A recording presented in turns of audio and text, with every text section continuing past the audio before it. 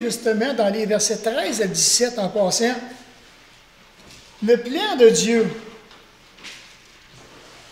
exige la maîtrise de soi, l'obéissance, la spiritualité, la sainteté et un pieux respect de la part des croyants. Je suis content pour une chose de voir que ça ne vient pas de moi. C'est pas moi qui l'exige. On a quelqu'un qui l'exige. J'aurais-tu besoin du piano pour... Alors, juste pour vous dire que dans les versets, dans 1 Pierre 1 et dans les versets 13 à 17, alors, c'est ce que nous reconnaissons à travers ces passages. Alors, quand on prend le temps de les lire lentement, de les regarder, et dit, quelqu'un parmi vous est-il dans la souffrance? 13 à 17. C'est pourquoi, saignez les reins de votre entendement, soyez sobres, ayez une entière espérance dans la grâce qui vous sera apportée lorsque Jésus-Christ apparaîtra. Il dit, comme des enfants obéissants, ne vous conformez pas aux convoitises que vous aviez autrefois quand vous étiez dans l'ignorance. Mais puisque celui qui vous a appelé est saint, vous aussi soyez saints dans toute votre conduite.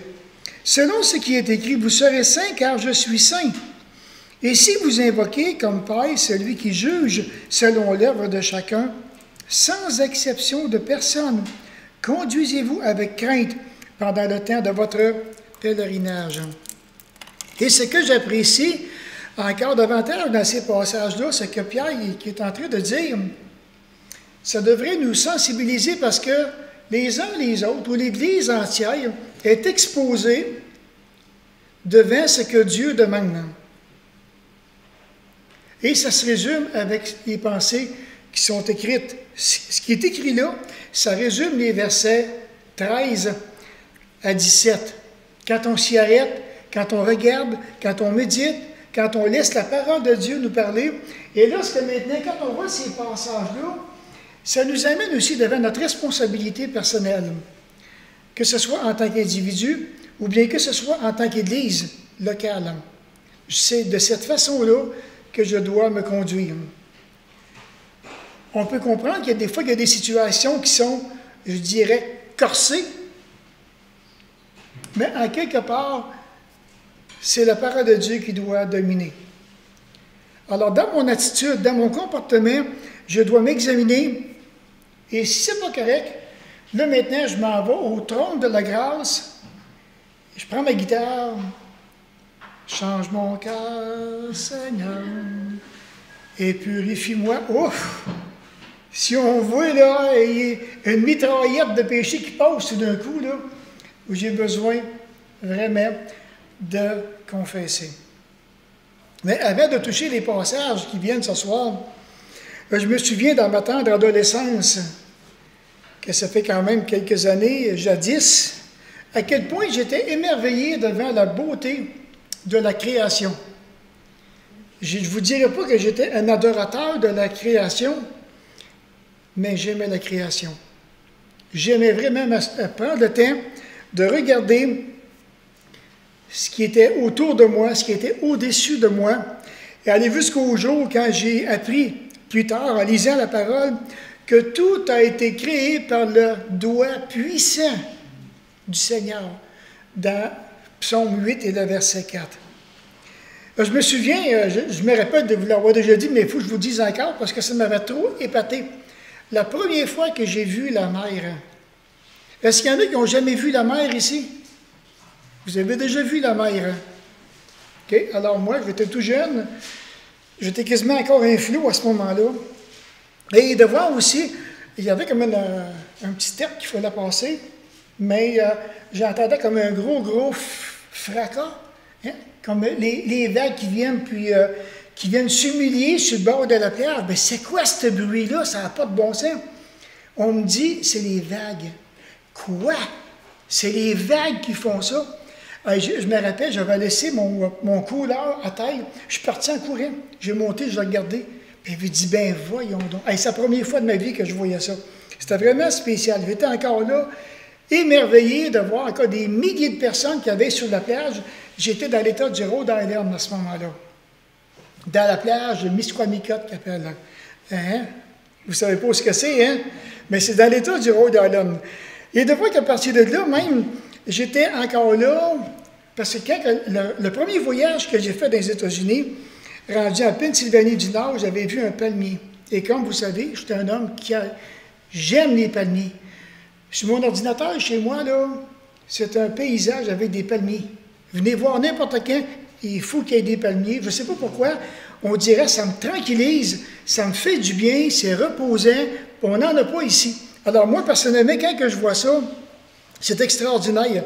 Je vous dirais même, quand on s'est mariés, j'ai acheté une Panasonic. Ça venait de sortir les télévisions couleur. Puis à l'époque, il y avait l'émission Hawaii Five-O, on disait.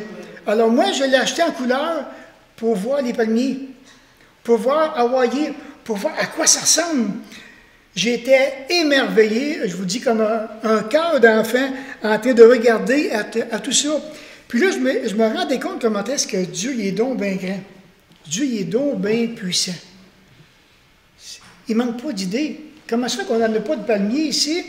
Regarde, dans différents pays, ils ont leur culture, ils ont leurs arbres fruitiers, qu'importe.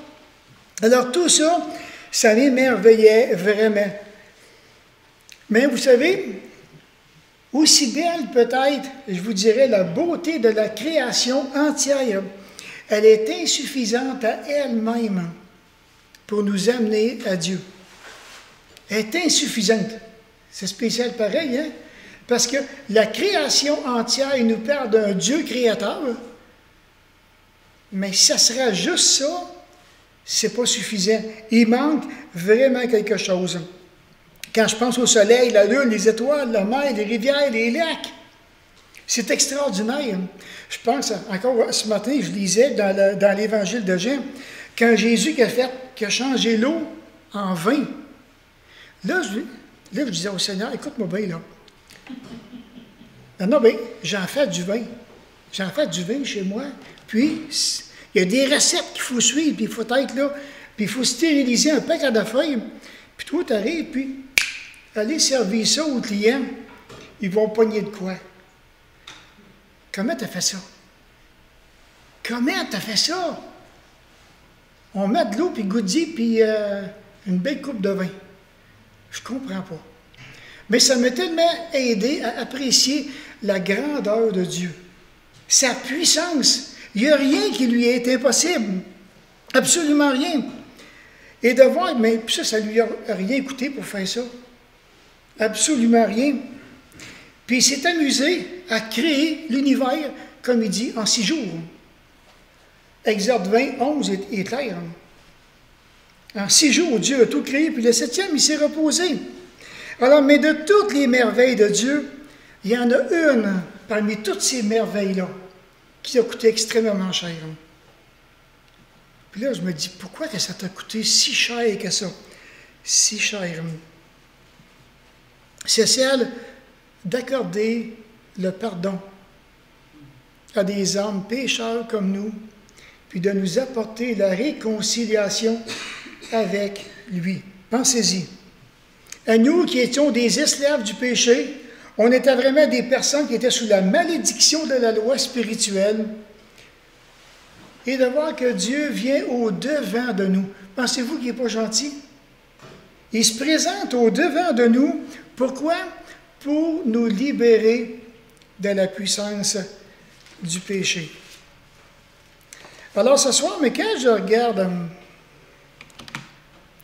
j'aimerais vraiment commencer par la lecture, je dirais dans 1 Pierre, chapitre 1, le verset 18 et 19, quand il dit « Sachant que ce n'est pas par des choses périssables, par de l'or, par de l'argent que vous avez été rachetés, de la vaine manière de vivre, que vous avez hérité de vos pères, mais par le sang précieux de Christ, comme d'un agneau sans défaut et sans tache. » Wow! Vraiment un beau passage. Mais j'ai pensé prendre le psaume 49 comme introduction aussi. Quoique il y avait 2 versets dedans que j'ai bien aimés, mais je me suis dit, il n'est pas long à lire et ça vaudrait la peine qu'on le lirait parce que ça nous fait réfléchir. Il commence en disant ceci, écoutez ceci, vous tous, peuple, prêtez l'oreille, vous tous, habitants de la terre, petits et grands, riches et pauvres. Ah, ça, on a de la misère, hein? Écoutez, s'arrêter, puis être à l'écoute de qu'est-ce que Dieu veut dire. Ma bouche va faire entendre des paroles sages, et mon cœur a des pensées pleines de sens. Ah, je prête l'oreille aux sentences qui me sont inspirées. Et dit, j'ouvre mon chant au son de la harpe. Pourquoi craindrais-je au jour du malheur, lorsque l'iniquité de mes adversaires m'enveloppe? Ils ont confiance en leurs biens et se glorifient de leur grande richesse.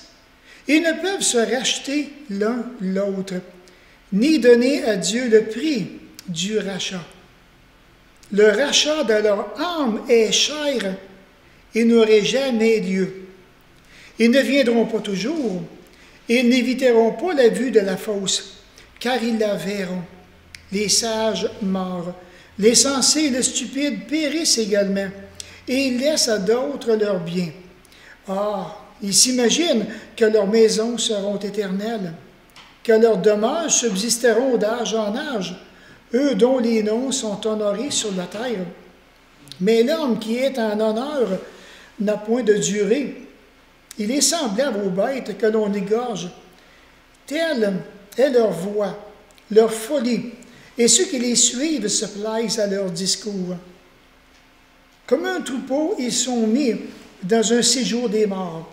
La mort en fait sa pâturage, et bientôt les hommes droits les foulent aux pieds. Leur beauté s'évanouit. Le séjour des morts est leur demeure. Mais Dieu sauvera mon âme du séjour des morts, car il me prendra sous sa protection. Ne sois pas dans la crainte parce qu'un homme s'enrichit, parce que les trésors de sa maison se multiplient, car il n'apporte rien en mourant. Ses trésors ne descendent point avec lui. Ah, il aura beau s'estimer heureux pendant sa vie, on aura beau te louer des jouissances que tu donnes, tu iras néanmoins au séjour de tes pères, qui jamais ne reverront la lumière. L'homme qui est en honneur et qui n'a pas d'intelligence est semblable aux bêtes que l'on égorge. Tout un passage. Mais c'était le verset 8 et 9. Hein? Ils ne peuvent se racheter de l'un l'autre, ni donner à Dieu le prix de leur rachat.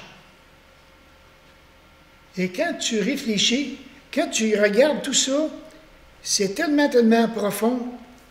Et de voir qu'à travers tout ce beau passage-là, il est vrai que le coût du rachat d'une âme est exorbitant.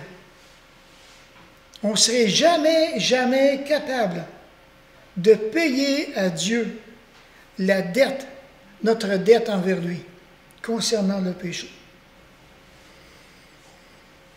Ça nous aurait probablement coûté des milliards. Il aurait juste à dire, tu me dois 1 milliard et puis je suis fait à l'os. J'aurais jamais été capable de payer 1 milliard pour mon salut puis être auprès de Dieu pour l'éternité. Et de voir donc dans 1 Pierre, chapitre 1, le verset 18. 18, 19, on pourrait vraiment, là, quand il dit, là, sachant, dans les versets, donc vous savez, au verset 18, vous savez que ce n'est pas par des choses périssables, par de l'argent ou de l'or que vous avez été rachetés de la vaine manière de vivre que vous avez hérité de vos pères. On pourrait dire aussi, encore la même petite pensée, hein? Vous savez, ou bien, mais oui, mais par le sang précieux de Christ comme d'un agneau, sans défaut et sans tache. Alors, quand on prend le temps de regarder ce que Pierre est en train de dire, c'est tellement riche au niveau doctrinal, ce qu'il est en train de dire ici, dans ce passage-là, le verset 19. Donc, quand il parle au niveau de rachat, On dit ici, dans ce passage, ça signifie monnayer une libération contre rançon, ou bien délivré par le paiement d'une somme. Jésus a payé ma rançon. Il a tout payé. C'est quelque chose. Alors quand on y pense que Jésus a tout payé ma rançon, c'est lui qui est le Rédempteur adorable. Il a payé ma rédemption. Comment est-ce que je devrais, en quelque part, être vraiment reconnaissant? Alors, quand que Pierre écrit ces passages, on dit que Pierre repose son raisonnement sur des passages aussi de l'Ancien Testament. Alors, quand on se met dans la tête de Pierre, quand il écrit ces choses-là, ces vérités-là qui sont là, quand il regarde toute la nation d'Israël, tout ce qu'ils ont hérité de leur père, et de voir que ça n'a absolument rien changé, et de voir que la seule affaire qui pouvait changer leur vie, c'était le rachat par Jésus-Christ. Donc, dans Exode 12, on va commencer là dans Exode 12. On va lire un petit peu des versets ce soir. Mais dans Exode 12, il y a les versets 1 à 13.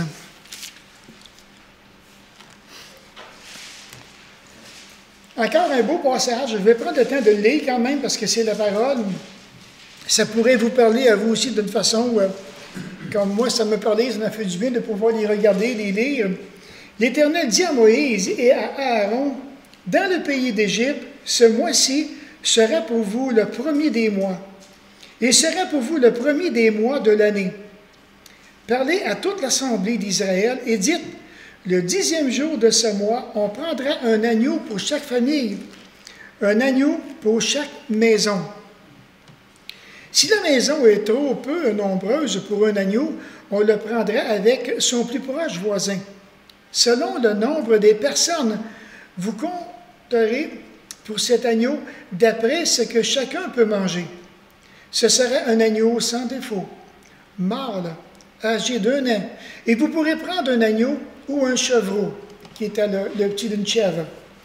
Alors vous le garderez jusqu'au 14e jour de ce mois. Et toute l'assemblée d'Israël l'immolera entre les 2 soirs.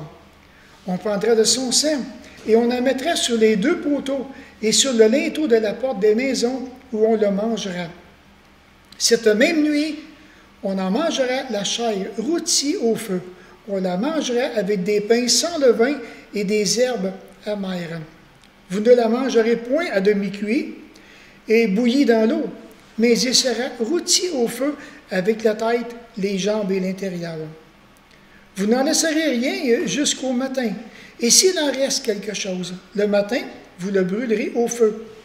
Quand vous le mangerez, vous aurez vos reins sains, vos souliers aux pieds, votre bâton à la main, et vous le mangerez à la hâte. C'est la Pâque de l'Éternel. Cette nuit-là, je passerai dans le pays d'Égypte, et je frapperai tous les premiers-nés du pays d'Égypte, depuis les hommes jusqu'aux animaux, et j'exercerai mes jugements contre tous les dieux d'Égypte. Je suis l'Éternel. Le sang vous servira de signe sur les maisons, et vous serez. Je verrai le sang, et je passerai par-dessus vous, et il n'y en aura point de plaie qui vous détruise quand je frapperai le pays d'Égypte. Alors maintenant, on est rendu à l'une, je vous dirais, des dernières plaies auxquelles le Seigneur, maintenant, il va donner un coup qui est vraiment difficile. Et c'est à partir de ce moment-là que Dieu a institué la Pâque. Parfois, on se demande, même à un moment donné, quand je travaillais dans le milieu séculier, on demandait, mais d'où ça vient la Pâque?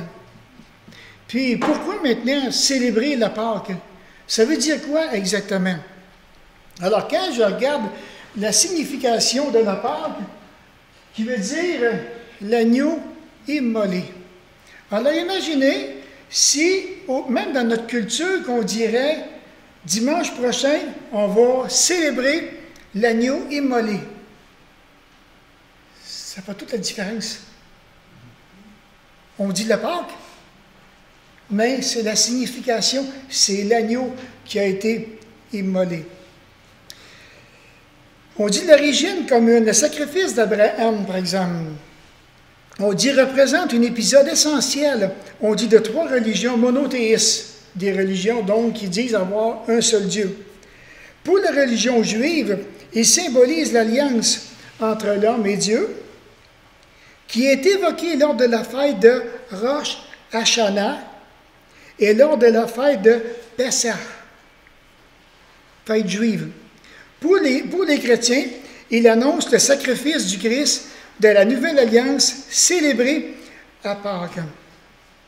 Puis on dit pour les musulmans, il donne le modèle du vrai musulman, celui qui se soumet à Dieu. Alors quand je regarde tout ça, je me dis, j'aurais des questions à poser, là, rendues là, à ce niveau-là. Ensuite, on dit que le choix de la brebis, le choix de la brebis ou de l'agneau, c'est plutôt de l'agneau.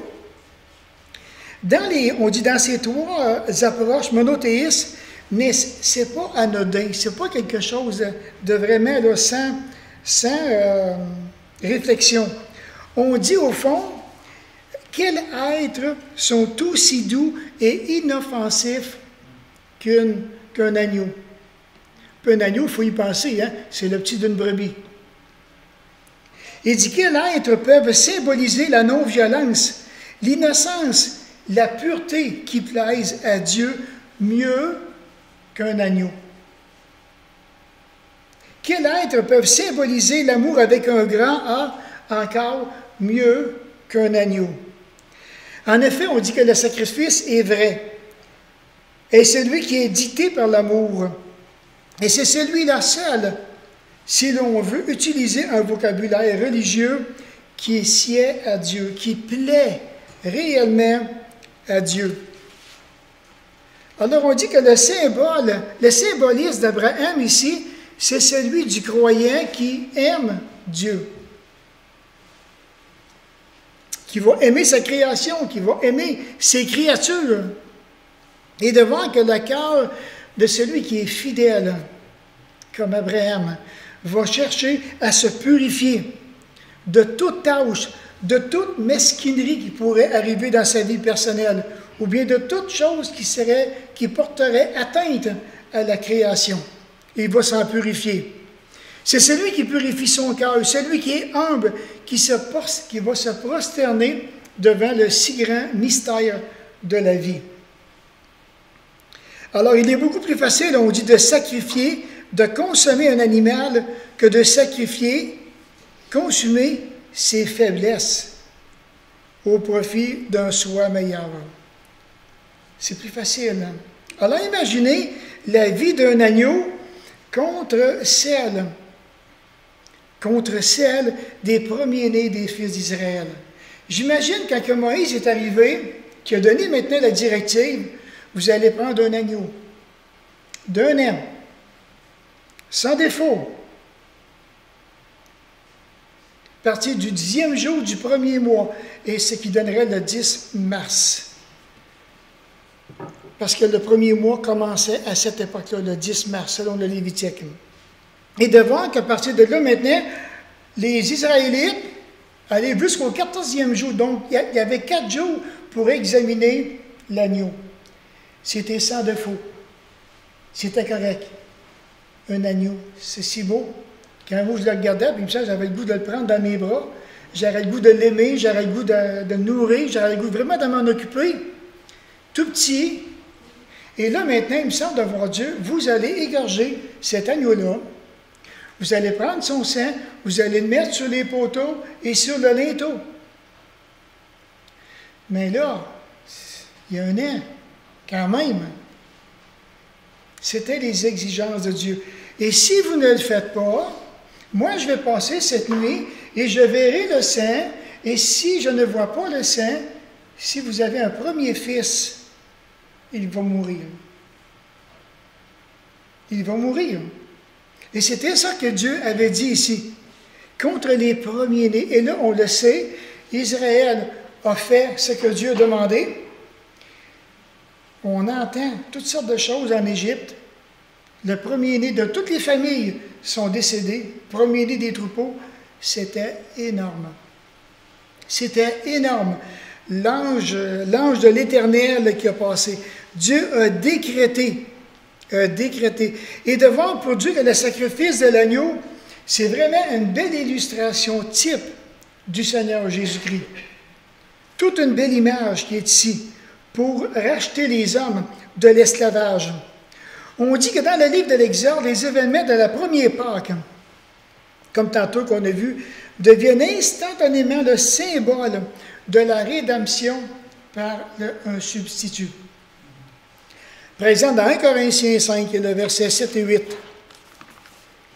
1 Corinthiens 5 et le verset 7 et 8.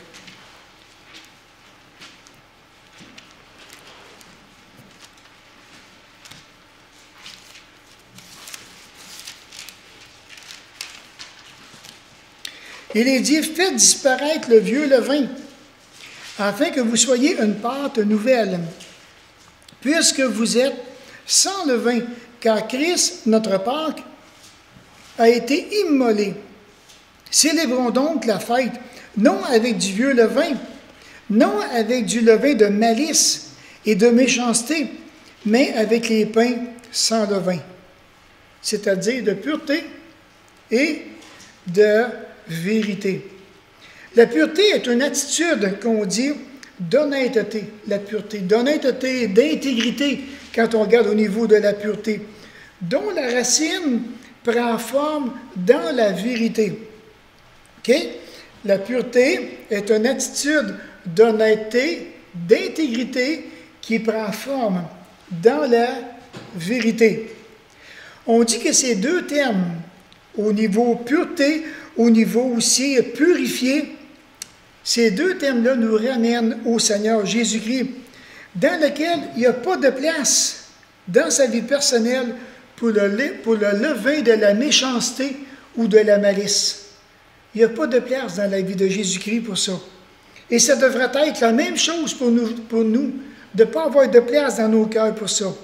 On dit que la méchanceté, c'est la manifestation de la mauvaise disposition. La méchanceté.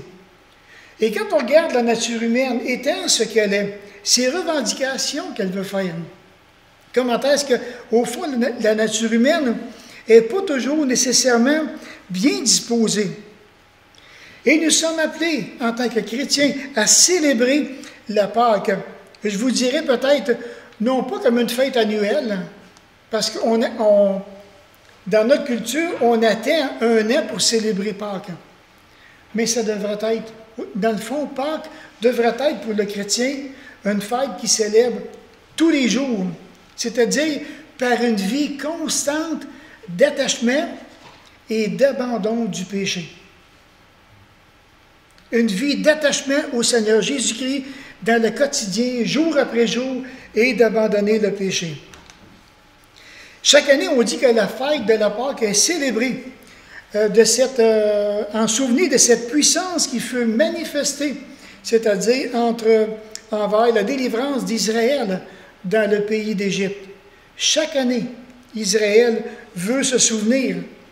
Et prenez Deutéronome, chapitre 16, dans les versets 2 et 3. Deutéronome 16 et le verset 2 et 3.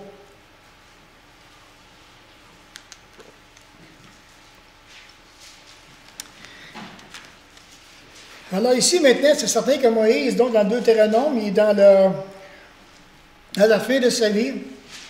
Puis il dit, tu sacrifieras la Pâque de l'Éternel, ton Dieu, tes victimes de menu et de gros bétail dans le lieu que l'Éternel choisira pour y faire résider son nom. Pendant la fête, tu ne mangeras pas de pain levé, mais tu mangeras 7 jours des pains sans levain, du pain d'affliction, car c'est avec précipitation que tu es sorti du pays d'Égypte. Il en sera ainsi, afin que tu te souviennes toute ta vie du jour où tu es sorti du pays d'Égypte. Et puis, quand j'ai regardé ça encore après-midi, je méditais, puis je me disais, nous, dans le Nouveau Testament, Dieu nous a donné le repas du Seigneur. Faites ceci en mémoire de moi. Souvenez-vous de moi. Rappelez-vous de moi. Puis quand on regarde dans l'Ancien Testament, ce que Dieu donne ici, la directive qu'il va donner, quand tu vas célébrer la Pâque, voilà maintenant l'attitude dans ton cœur que tu devrais avoir. On retrouve encore la même chose. En souvenez de qu'est-ce que l'Éternel a fait quand il a délivré par sa main puissante Israël du pays d'Égypte. Il dit, je veux maintenant que vous puissiez vous en souvenir. Souvenez-vous de moi. Souvenez-vous de ma grâce. Souvenez-vous comment que je vous ai accompagné, comment que je vous ai délivré. Ne m'oubliez pas. Et c'était là pour ça, avec les versets 5, de 5 à 7. Il dit, tu ne pourras point sacrifier la Pâque dans l'un des quelconques des lieux que l'Éternel, ton Dieu, te donne pour demeure. Mais c'est dans le lieu que choisira l'Éternel, ton Dieu, pour y faire résider ton nom, que tu choisiras la Pâque, le soir, au coucher du soleil, à l'époque de la sortie d'Israël. C'était là, au coucher du soleil. Tu feras cuire la victime, et tu la mangeras dans le lieu que choisira l'Éternel, ton Dieu. Et le matin, tu pourras t'en retourner et t'en aller vers tes tentes. Les directives sont précieuses. Et de voir qu'Israël devait, à ce moment-là, quand il pratiquait, quand il mettait la mise en pratique de ce que Dieu demandait, dans leur tête, dans leur cœur, ils devaient se souvenir comment est-ce que le père, la première génération, comment est-ce que Dieu s'est occupé de cette génération-là qui les a sortis du pays d'Égypte. Alors maintenant, quand je regarde l'objectif avec un agneau, parce que ça aurait pu être peut-être n'importe quel animal, mais quand on va dans Lévitique, tous les animaux qui sont là, qui ont rapport avec différents sacrifices, alors pourquoi que Dieu a choisi un agneau? Pourquoi? Pourquoi un agneau? Pourquoi pas une brebis? Il a pris un agneau. Et puis, je pense que ça a vraiment une raison fondamentale. Pourquoi un agneau? La première des choses, je crois vraiment que Dieu a désiré vouloir attirer, je dirais, l'attention du peuple sur ce petit agneau. Il me semble de voir les gens, le peuple aller voir Moïse, mais là, tu vas nous expliquer pourquoi, maintenant que nous devons prendre un agneau, l'égorger, prendre son sang, puis tout faire cette cérémonie-là, veux-tu bien me dire où tu veux en venir? On pourra juste prendre l'agneau, l'égorger, puis le manger, puis ça vient de finir là. Mais non. Mais non.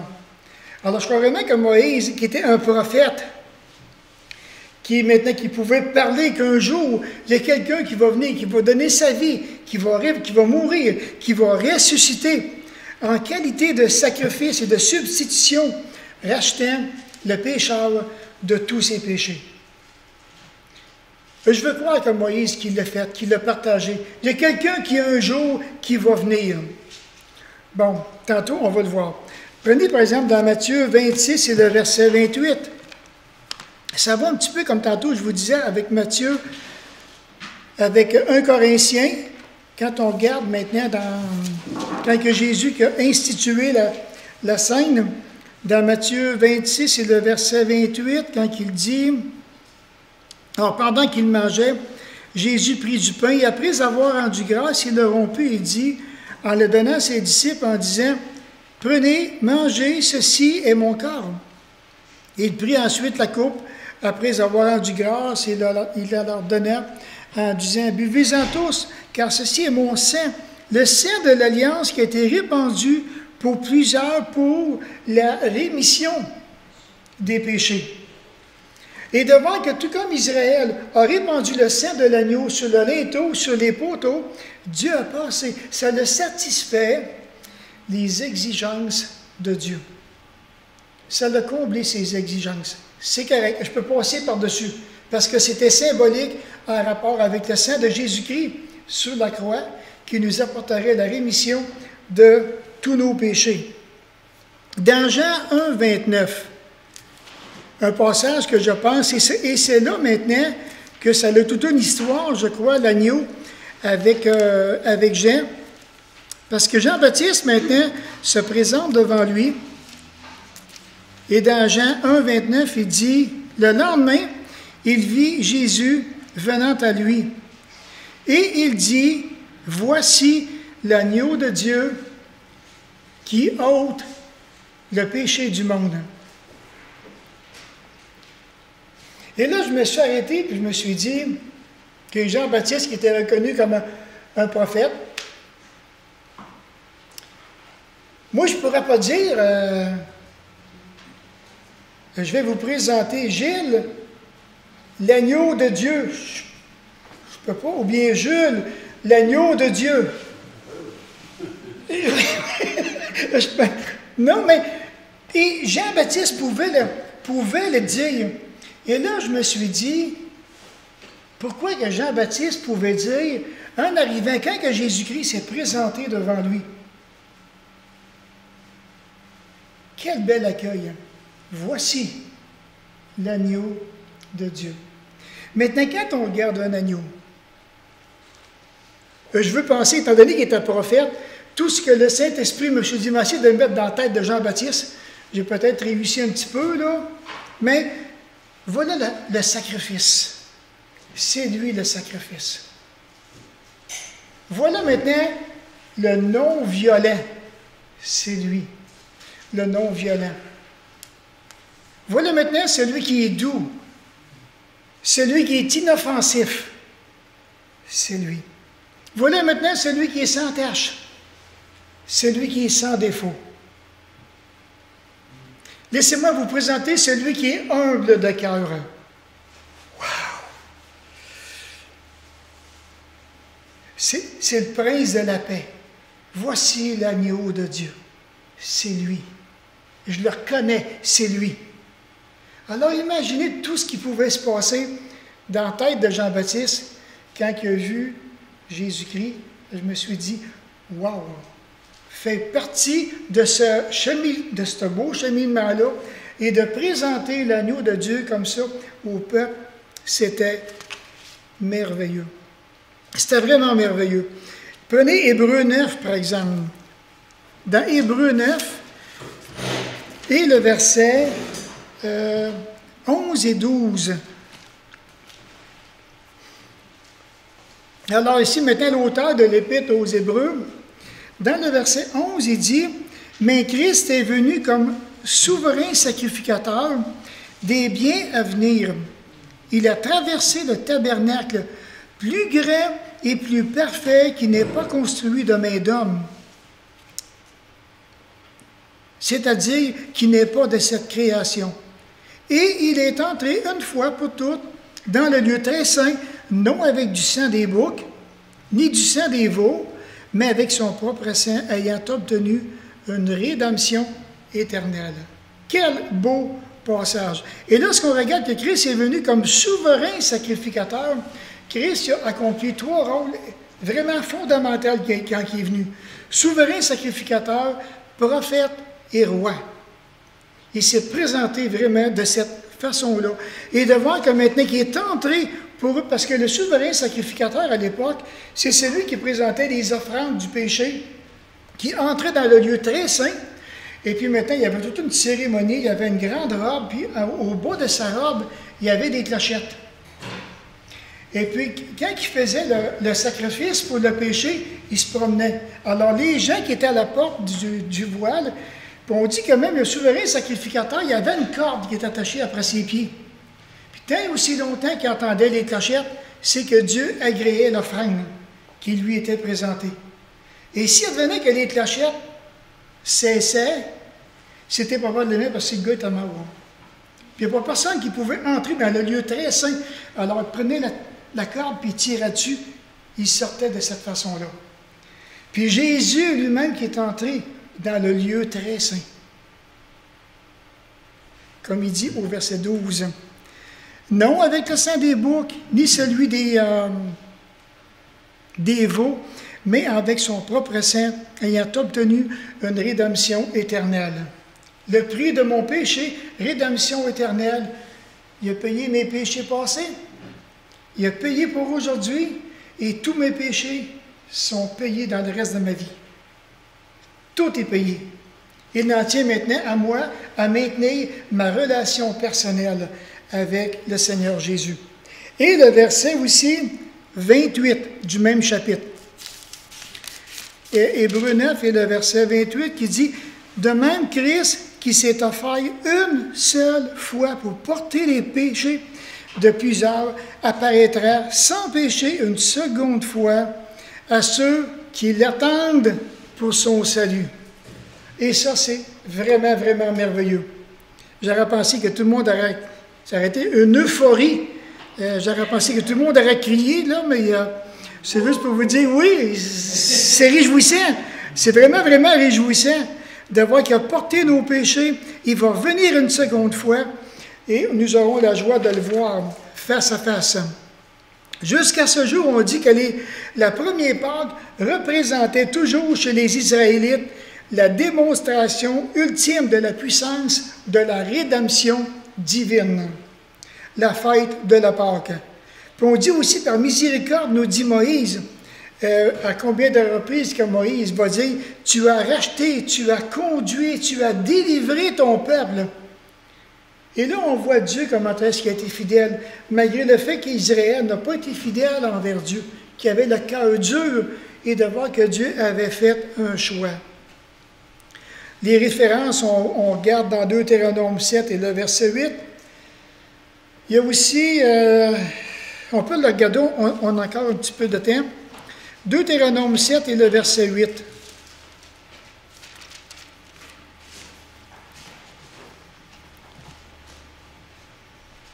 Et j'aime ça. Il commence vraiment bien, Moïse, qui dit là, dans le verset 8, il dit « Mais parce que l'Éternel vous aime, parce qu'il a voulu tenir serment qu'il avait fait à vos pères, l'Éternel vous a fait sortir de sa main puissante, vous a délivré de la maison de servitude, de la maison de Pharaon, le roi d'Égypte. Parce que l'Éternel vous aime. » Est-ce que Dieu a changé? Il est encore le même. Et Dieu peut nous délivrer de toutes sortes de circonstances qui peuvent nous entourer, sans qu'on les voie, parce qu'il nous aime. Prenez par exemple dans 2 Samuel 7 et le verset 23, par exemple. 2 Samuel 7 et le verset 23. Et maintenant, c'est David. C'est David, c'est une des prières de David, ce qu'il est en train de mentionner encore ici. Il dit, « Est-il sur la terre une seule nation qui soit comme ton peuple, comme Israël, que Dieu est venu racheter pour en former son peuple, pour se faire un nom et pour accomplir en sa faveur, en faveur de ton pays, des miracles et des prodiges, en chassant devant ton peuple que tu as racheté d'Égypte, des nations et leur Dieu. » Et déjà, David, dans sa prière, il prend conscience de toutes ces... Voyons, y a-t-il quelque chose qui est plus merveilleux, comment que Dieu prend soin de son peuple, et il avait la joie de faire partie de ce peuple, le peuple d'Israël. Je pensais aussi au psaume 106 et le verset 10 et 11. Psaume 106 et le verset 10 et 11.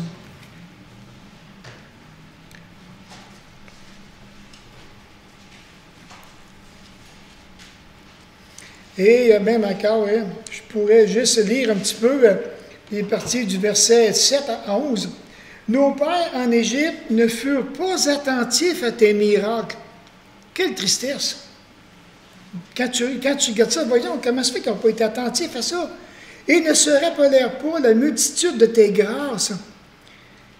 Ils furent rebelles près de la mer Rouge. Mais il les a sauvés à cause de son nom pour manifester sa puissance. Il menaça la mer Rouge et elle se dessécha. Et il les fit marcher à travers les abîmes comme dans un désert. »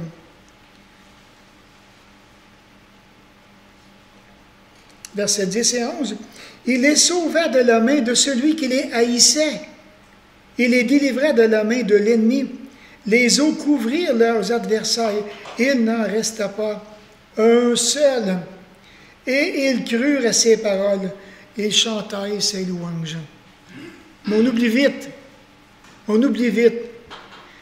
On pourrait tomber, nous aussi, dans l'incrédulité comme Israël, plonger dans l'endurcissement, de ne pas voir les grâces de Dieu que Dieu nous accorde, de ne pas être attentif. Mais quand on prend le temps de s'arrêter, de méditer, de constater, d'observer, qu'est-ce que Dieu fait dans ma vie? Qu'est-ce qu'il fait? Qu'est-ce qu'il a fait cette semaine? Qu'est-ce qu'il a fait depuis le matin? Quelle est la grâce que Dieu m'a manifestée depuis le matin? Depuis que je suis debout. Il y aurait tellement des beaux sujets de louange, hein? Et lorsqu'on regarde dans 1 Pierre maintenant, si on a besoin, je vous dirais, de réaliser encore la grandeur du salut que Dieu nous a donné dans 1 Pierre, je vous dirais, vous avez simplement qu'à lire 1 Pierre, chapitre 1, les 12 premiers versets, c'est pas beaucoup, hein? Les 12 premiers versets, parce que j'ai eu la joie de les développer, nous démontrent que tout ce que Dieu a fait pour nous, et à partir du verset 13 et la suite, c'est maintenant à nous ce que nous devons faire pour Dieu. Mais si vous voulez vraiment avoir encore une belle compréhension, ou même théologique, doctrinale, quand vous vous arrêtez à chacun des versets, que vous les regardez, que vous vous arrêtez, que vous priez pour chacun des versets, et que vous vous impliquez dans ce verset, parce que maintenant c'est la parole qui me parle, et elle parle de moi. Je suis impliqué dans ces passages. Alors c'est là maintenant qu'on a besoin vraiment de réaliser comment est-ce que c'est solide. C'est solide ce que Dieu a accompli pour nous à travers le Seigneur Jésus-Christ. Donc ce passage pour les croyants présente une théologie de la rédemption en donnant, je dirais, 4 réponses cruciales. 4 réponses cruciales qu'on va garder, non pas ce soir, mais dans les prochaines semaines. Alors, on va regarder de quoi Dieu sauve-t-il les croyants, par quels moyens les rachète-t-il, ou qui utilise-t-il pour les sauver, puis en sauvant les croyants, de quoi Dieu destine-t-il les croyants. C'est ce que nous allons regarder. Comme conclusion, je vous dirais, notre Pâques à nous, dans le fond, c'est vraiment l'agneau immolé. L'agneau qui a donné sa vie pour chacun de nous. Alors, juste le fait de penser à ce que Jésus a accompli pour nous, nous devrions lui donner une vie constante d'attachement à sa personne et apprendre à abandonner le péché. Ce soir, si on retient ça, la Pâque, qu'est-ce que c'est la Pâque? C'est l'agneau immolé pour nous. C'est une vie constante d'attachement à la pureté et abandon du péché. Mais ça, c'est un choix personnel. L'Église devrait faire ça. Chaque individu devrait faire ça, parce que c'est la Pâque tous les jours. Donc, si je veux célébrer l'agneau immolé de ma vie, alors qu'est-ce que je dois faire? Vraiment m'attacher à la pureté. C'est pas évident parfois, vous savez. C'est pas évident s'attacher à la pureté, mais c'est un choix. Dès l'instant que j'en suis conscient et que je réalise mon incapacité de m'attacher à la pureté, je demande au Seigneur qu'il puisse venir m'aider à m'attacher à la pureté et d'abandonner le péché. Ça, c'est significatif. Ça, c'est précieux. Ça, c'est profond.